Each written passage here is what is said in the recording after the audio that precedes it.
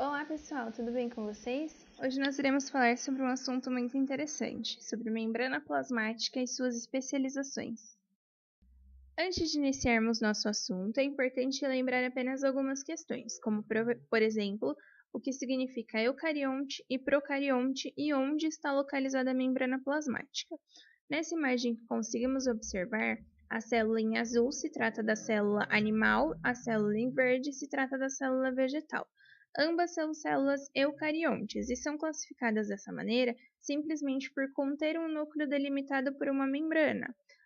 A célula vegetal ela possui a membrana plasmática nessa parte em verde, que é a parte exterior, e a célula animal na parte em azul.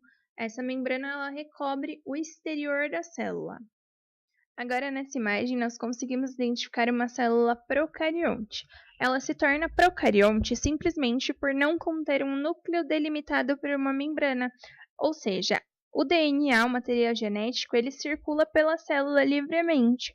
E o que recobre o exterior dessa célula seria a membrana plasmática, a parede celular e a cápsula, já que ela é uma célula procarionte. E aí nós vamos identificar agora as funções da célula da membrana plasmática que recobre tanto as células eucariontes quanto as células procariontes. Agora vamos às funções, como eu havia dito, da membrana plasmática.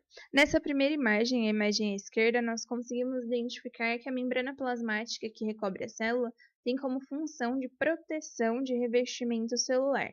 Isso serve para proteger a entrada, a saída de substâncias que sejam nocivas para a célula ou saída de substâncias que sejam essenciais para a célula. A segunda função dessa membrana plasmática seria a interação celular. A membrana ela permite que a célula mantenha interação com outras células que a circundam. Isso faz com que ela consiga trocar substâncias, com que ela tenha a junção das funções para exercer a função total daquelas células, por exemplo, a junção de várias células com tais características formam a parede intestinal.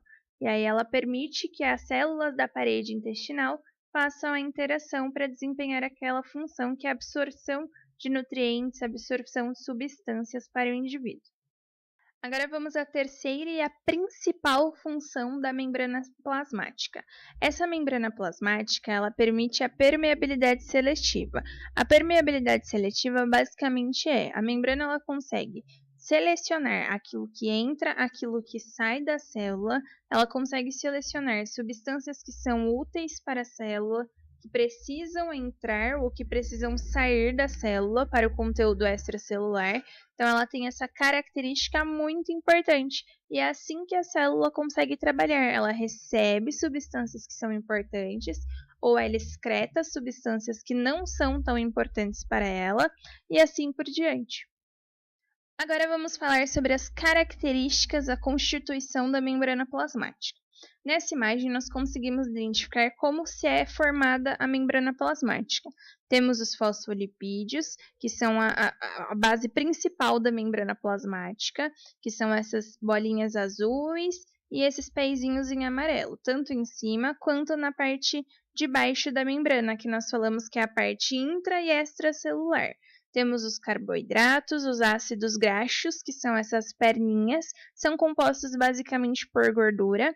Temos as proteínas integrais, que permitem a circulação de substâncias entre a célula e entre o meio extracelular. Temos o colesterol também. É importante ressaltar que essa parte do fosfolipídio, que seria essa bolinha azul, tanto em cima quanto embaixo, ela consegue interagir com água. Já a parte de dentro, que é a parte desses ácidos graxos, eles não conseguem interagir com água. Por isso que nós falamos que a membrana plasmática ela é uma camada anfipática, porque ela interage com água e interage com substâncias relacionadas à gordura. A partir de agora, nós falaremos sobre as especializações da membrana plasmática. É importante nós ressaltarmos, nós lembrarmos que as células elas são componentes que juntas formam uma estrutura, formam um órgão, formam uma musculatura, formam um osso e assim por diante. E aí, cada célula de cada parte do nosso corpo ou do corpo do animal precisa ter suas especializações.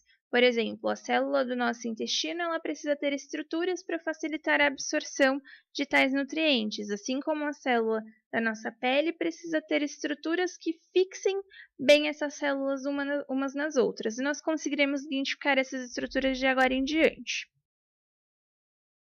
A primeira especialização que nós iremos identificar são as microvilosidades. As microvilosidades elas servem basicamente para aumentar a superfície de contato da célula e também para aumentar a quantidade de substâncias, de nutrientes absorvidos por essa célula. Nós conseguimos achar este tipo de célula na parede intestinal, que é onde nós conseguimos fazer a absorção dos nutrientes para o nosso organismo. Então, é importante que a célula tenha essa característica.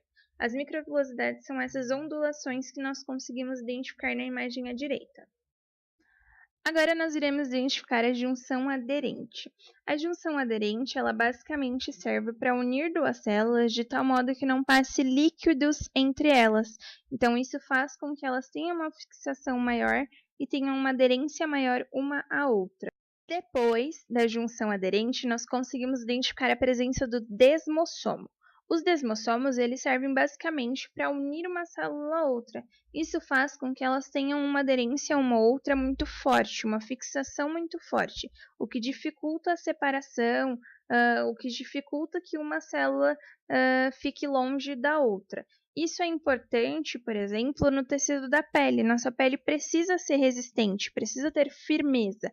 E aí nós conseguimos identificar esses desmossomos que ligam uma a outra, impedindo uma separação fácil. Vamos falar agora também sobre a junção comunicante. A junção comunicante são espaços que permitem a passagem de substâncias entre células vizinhas, entre células próximas. Nos animais, que é como nessa imagem que conseguimos identificar, possuem esse tipo de passagem, onde as substâncias entrem e saem pela camada de membrana plasmática e passam de célula para célula.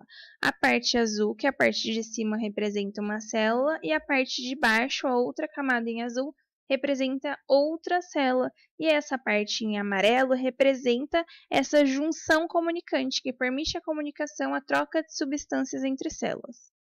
Já nas células vegetais, nós não temos a presença de estruturas chamadas de junções comunicantes. Temos a presença dessas estruturas, como vemos na imagem, chamadas de plasmodesmos. Esses plasmodesmos, eles têm a mesma função, que é trocar substâncias, fazer interação celular, porém em células vegetais e não em células animais. E por último, e não menos importante, nós temos as interdigitações. Como nós conseguimos identificar nessa imagem com a seta em vermelho apontando, nós temos essa linha que passa entre uma célula e outra. Essa linha é chamada de interdigitação.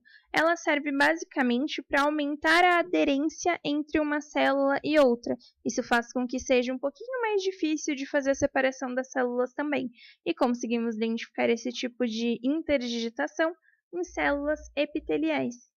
E por hoje é só, pessoal. Muito obrigada por assistir e até mais!